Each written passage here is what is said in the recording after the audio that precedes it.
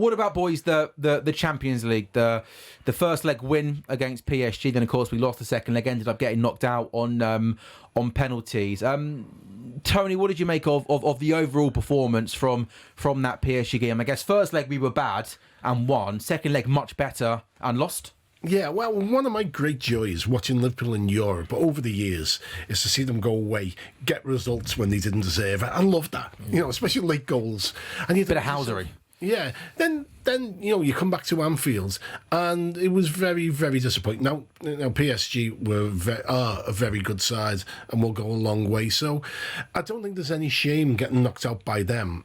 But particularly in the second half when they got on top, you think, there are opportunities here, and the way it fizzled out in extra time was really, really disappointing. And yeah, I mean, in some ways, people are complaining that we finished top of the group. Group. The league table, isn't it? The longest league table of all time. But had we beaten PSV, or even got a draw. Yeah, even got a draw, then that would have changed the whole dynamic. We wouldn't have got PSV. Confusing. Too many PSs. Yeah. But and we probably would have had an easier route through. However, I've got to say, when I saw the team that Slot picked against PSV, I was quite happy with it. And I suppose these things happen. It would be nice to have a big final in May to go to.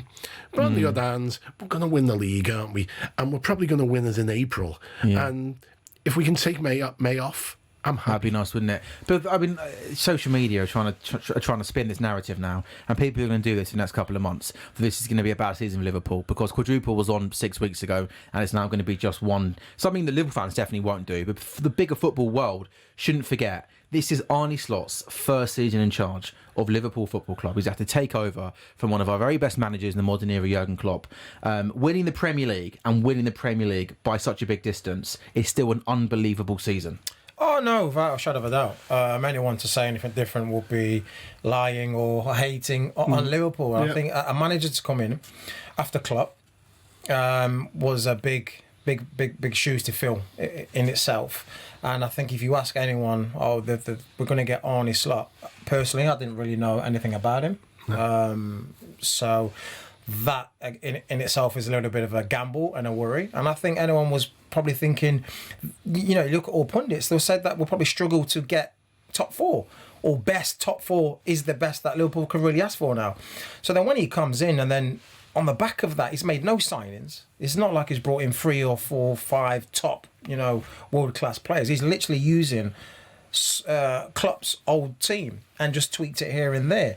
So to be at the top of the league right now with 12 points clear is a fantastic season. Yes, right now it might have took a little bit of shine off where we was 2 weeks ago, Champions League and then the cup final.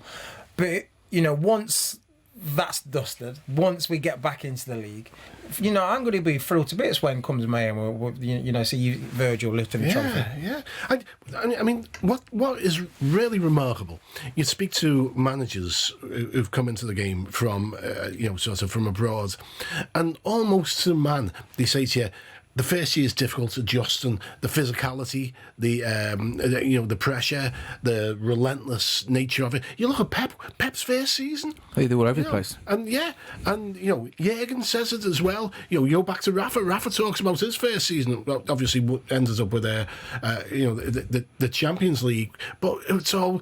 The adjustment is really, really That's why he signed Jermaine then. A little bit of quality, a little bit of proven Premier League experience, right? He knew what he was doing, old Benitez.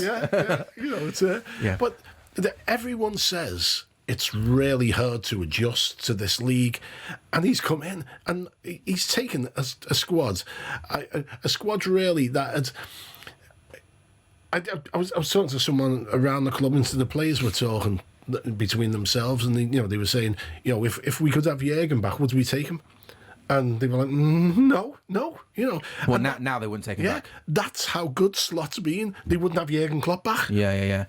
What do you think? Why do you think, Tony, from him coming in and being 12 points clear in late March, why do you think he's managed to do such a good job in such a short space of time with, as Jermaine says, pretty much the same players? Well, I think he's he's a much more structured coach in terms of he's been very hands-on on the training ground, whereas Klopp was less so. Was Pep Lijnders more of the coach on the training pitch? Very much so.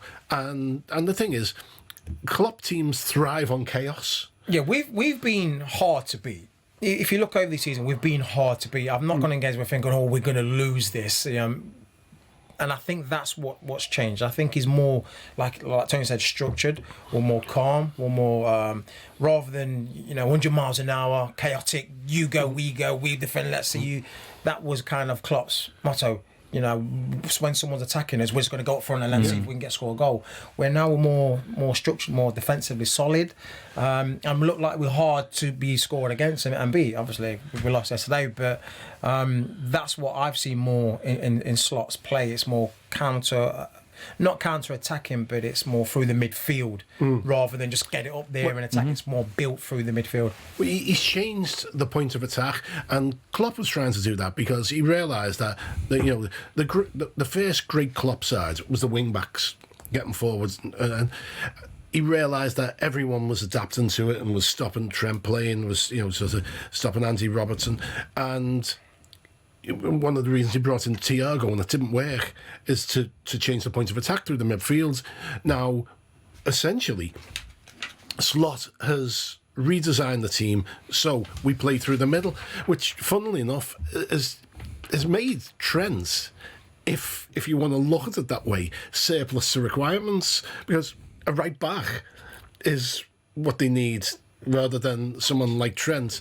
I actually think in an ideal world you keep Trent and move him into the midfield, but he's no longer the creative hub of the team, the full backs, and Slot's done that. And the other thing I love about, I don't know what you think about it, Jermaine, but I love it when Slot teams go 2-0 up early on the second half and they declare. Happy to sit back and soak up.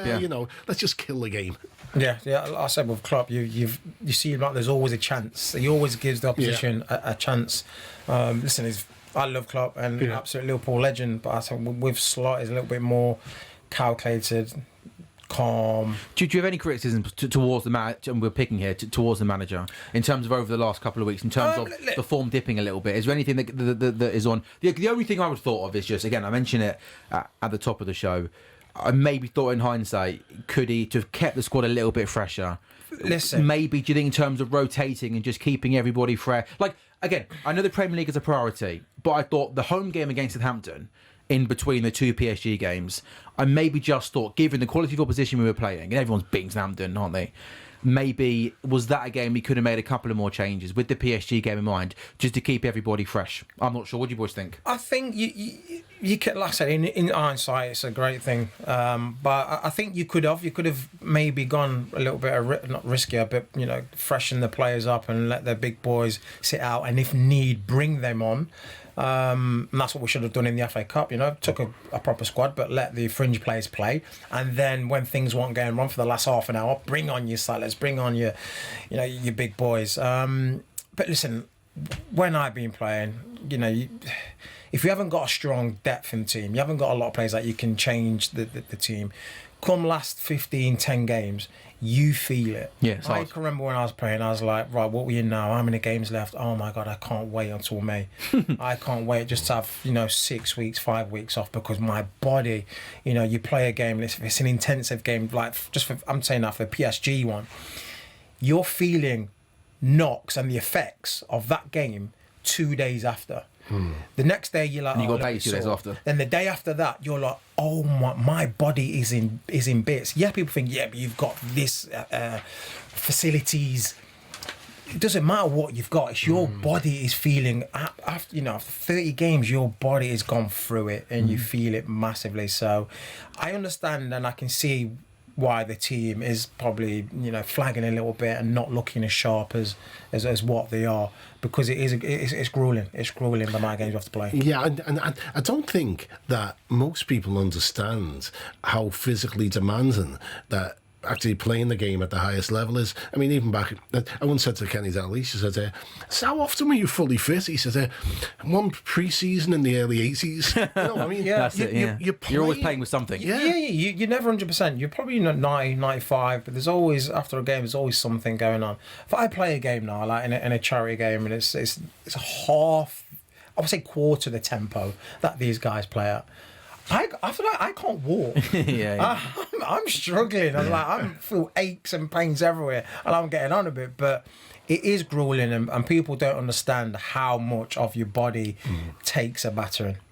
In terms of the Champions League game, we know Liverpool have got a rich history in the Champions League, but you almost felt like this season the league's always been the priority to get another league title under the belt. That was always the priority for Arne Slot. And is that the feeling, do you think, up in Merseyside? Sure, you want both, ideally. Yeah, but, I mean, we're greedy. Yeah, and I was going to say, we wanted 4, didn't we, up until a couple of weeks ago. But the league really is the important thing. I mean, particularly considering the long wait, the 30-year wait, and then winning it, COVID, and the fact that there's no celebrations, it's one of them. And I know there's like this desire to put an asterisk on everything, these days. The COVID needs an asterisk. Everyone forgets. The celebration police are out, aren't they? That the league was won before COVID's hit. One of the most dominating Premier League seasons of all time. Remarkable. Yeah. And they want people are saying now, it's the standards dropped. The standards dropped. Manchester City's standards dropped. But the other teams aren't good enough. That's why Liverpool are winning the league. So I think it's really important to win the title. And I don't think anyone expected it. I don't think anyone at the club expected it. They thought this was going to be a transitional year. And what Slot's done is absolutely remarkable in the circumstances. And I tell you what, we should, despite losing a cup final yesterday, we should be taking our hats off to Slot and 100%. Saying what a year. It's been an amazing year, and I'm thrilled. Listen, we're going to win the league, and I'm happy about not hearing Manchester United sing 20 times 20 times. We've not. This is the big one, isn't it? Yeah. So this now, puts them to bed, puts that to bed. And I've got a feeling that I think I know which team's going to get to 21 before the other team, right? Exactly. Well, how about this scenario? Like Manchester City's 115 charges, sort of come through, and they take the titles away from them, and all of a sudden we're on 22. Yeah. 23. Yeah. No, they won't. That won't happen. Yeah, and that'd be strange, wouldn't it? We're getting a title like that. Take it. Was Klopp at Wembley yesterday, by the way? I never saw him on any pictures, because I really hope one thing. I hope Jurgen Klopp is at Anfield for the final home game of the season, because I don't think he's been back to Anfield yet. And I really hope he's there for that final home game of the season. And it's not that it's about him, but he deserves to be there. If I know Jurgen, he'll be on the Kop. He'll be on the Kop, yeah. Him and Carragher and Tony Evans on the Kop in that final home game. There we go. Singing "You Never Walk Alone." There we go. Exactly.